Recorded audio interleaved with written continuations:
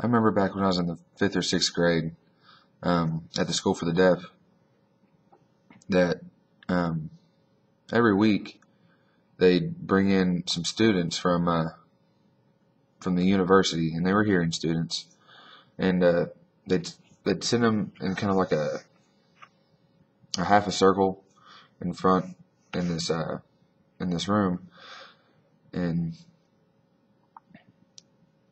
one week my teacher, we were sitting in class and she picked me. I guess it was my turn.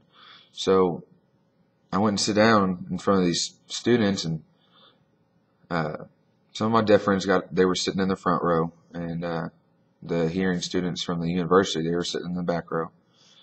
And one of my friends, he can hear a little bit. He's hard of hearing. So, I kind of asked him if he could help me out during this speech demonstration. And he said, sure, no problem. Well, I was sitting down, and in front of me were all the students, and standing behind me was the teacher to make sure I couldn't see her or read her lips.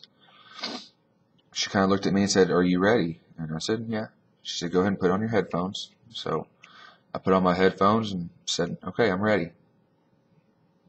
Then the teacher says, what is your name?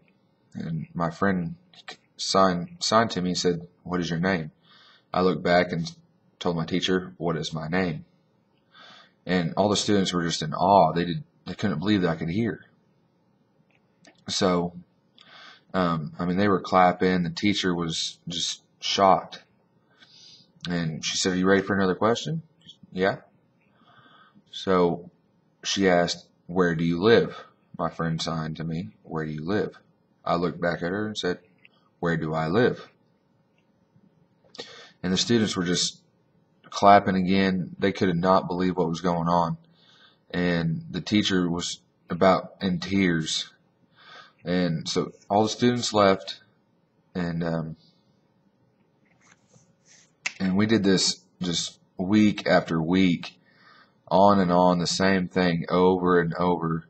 And they really thought that I could hear, and I couldn't, but they believed me.